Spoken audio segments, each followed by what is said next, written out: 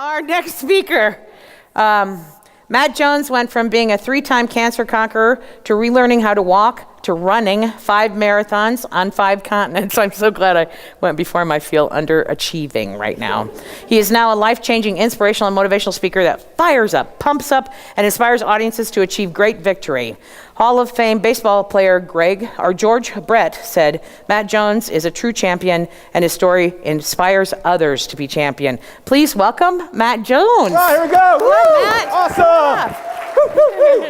All right. And let's give Julie a big round of applause for her wonderful introduction.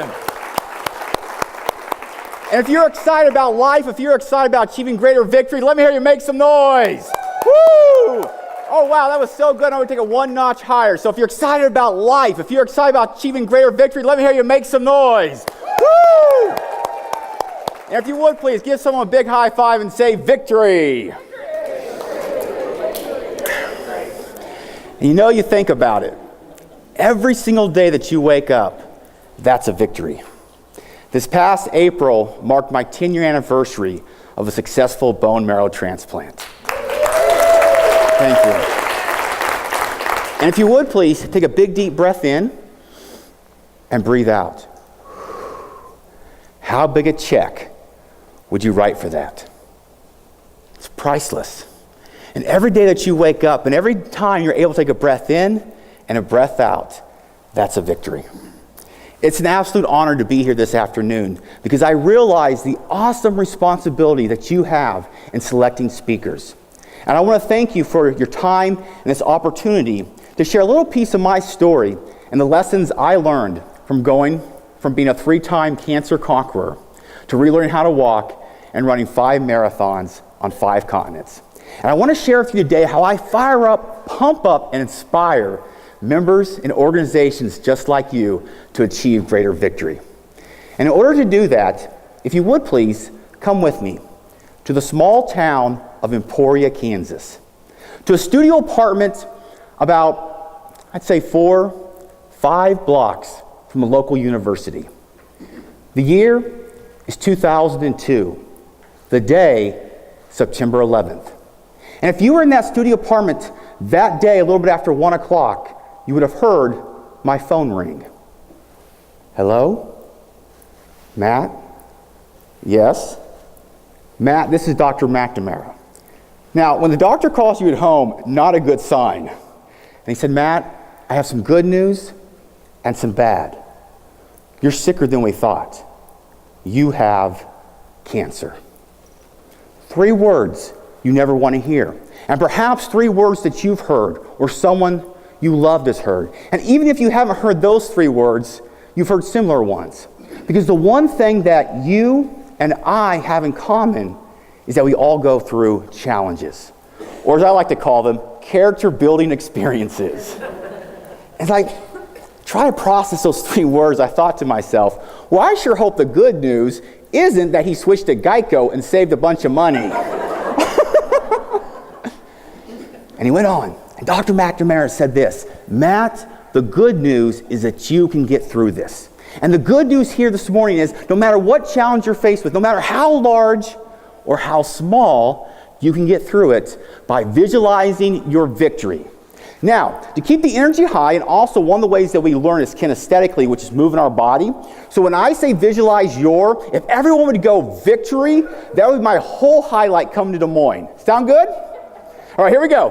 Visualize your victory. Because if you can see it, believe it's possible, you can do it. There's a timeless truth that says, where there's no vision, the people perish. And 3 months, 3 hospital stays, and after 3 rounds of chemotherapy, I walked out of the hospital cancer-free. Victory! 7 months later, the cancer came back. And not only did it come back, but my doctor said, Matt, you're going to need a bone marrow transplant. Started looking for a donor. 2004, January, started having these massive headaches. Got back in remission a second time, but something wasn't right. It kind of felt like someone had a hammer, and they were hitting you in the head over and over again. I was referred to Kansas University Medical Center. And I'll never forget that January, Monday morning. It was dreary, it was cold out, and I'm sitting in the hospital bed waiting for the test results. I hear a knock, and into the room walks Dr. Doom. Now, this is the type of person that brightens the whole room as soon as they leave. I mean, they're the person, they're so negative, they walk into a dark room, they start to develop. Anyone know any Dr. Dooms? She walked over to my bedside, and she pulled up a chair, looked at me in my eyes and said, Matt, the cancer's come back, and it's spread to the fluid in your brain. Now, because of my positive attitude, I thought to myself, oh my goodness, I'm going to need a brain transplant. Now, I'm still looking for a donor. Any volunteers? Oh, shucks. Without hesitation, you have a less than 10% chance of living to the age of 30. She got up, and she walked out. Last October, I turned 35. Victory! And I want to share with you one of the things one of my speaking mentors, Les Brown, said. And Les said this, someone else's opinion of you doesn't have to become your reality. You see, when it comes to visualizing your victory, you've got to watch out for the Dr. Dooms because they can only see the problems. And part of visualizing your victory is becoming a solutionist. Someone who is solution-oriented, not problem-focused. Now, what happened was because the cancer came back and spread the fluid in my brain, they put this device in my head called Ommaya Reservoir. It got infected, one of my kidneys began to fail, temperature rose to 104 degrees. Around Valentine's Day 2004, I slipped into unconscious state. 2 o'clock in the morning, guess who walks in? Yeah, Dr. Doom. And she walks over to my bedside and she assesses my condition. And she goes out to the nurse's station. And she tells the nurses, call Matt's family and friends. He's not going to make it through the night. But against all odds, I recovered. Victory! And I got to share you the best part of that whole experience. That year, I got the most birthday cards ever. I mean, I was loving it. First thing I remember, coming out of unconscious state, I'm sitting on a hospital bed. I look down, I have these tennis shoes on. My laces are untied. And I look down at my laces, I know I'm supposed to do something with them. I can't remember what. Left-hand corner of the room, physical therapist. Right-hand corner of the room was my dad. And my dad is actually here in the back there. Dad, can you raise your hand? Let's give my dad a big round of applause. Remember that day, Dad, when you walked over and just like 5 when I learned how to tie my shoes? And you reached down and you took those laces and you tied my shoes. 25-year-old man. And my dad had to tie my shoes. I think back, Dad, if only they would have been Velcro. That would have solved the whole problem. And what happened was after my dad tied my shoes, they helped me to stand up. And once again, here I was standing. I couldn't remember what to do. And they had me put one arm around the physical therapist, one arm around my dad. And I took my left leg and picked it up and put it in front of my right. To my right leg and picked it up and put it in front of my left.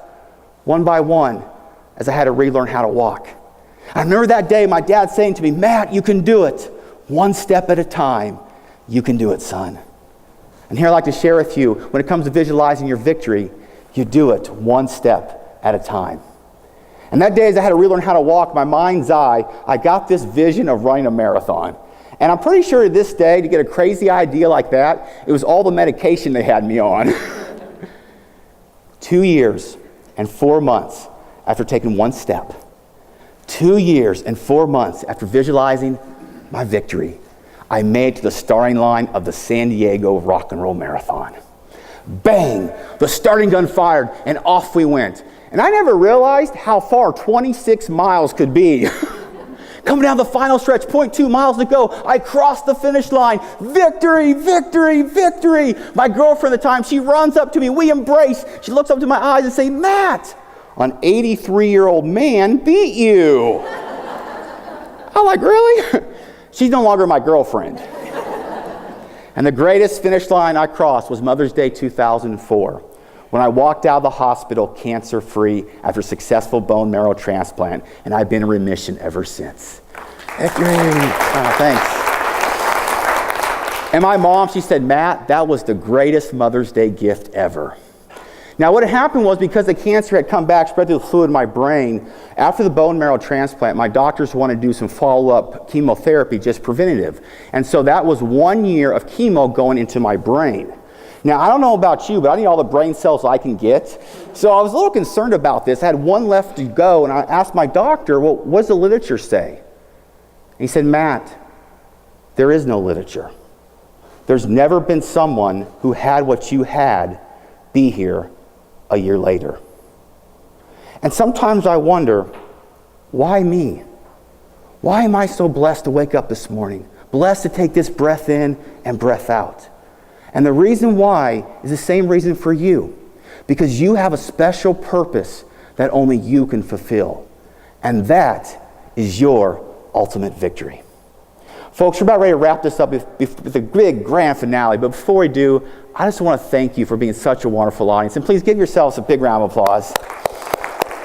And it would be an honor to come and fire up, pump up, and inspire your group. And what I want to do is I want to celebrate your victory. So to wrap this up, what I'd like us all to do is cross the finish line all together. And when we cross that finish line, go victory, victory, victory 3 times, make lots of noise, and 2 big high fives. Sound good or sound good? All right, if you would, please stand up, get your running shoes on. Everyone, please stand up, get your running shoes on. We have gone 26.1 miles. How many of you are ready to cross this finish line? All right, here we go. We crossed the finish line all together. Victory, victory, victory. Lots of noise. And 2 big high fives. And if you can see it, believe it's possible, you can do it. Thank you. Please be seated. And here's Julie. Woo! Victory. Let's do this one. Boom.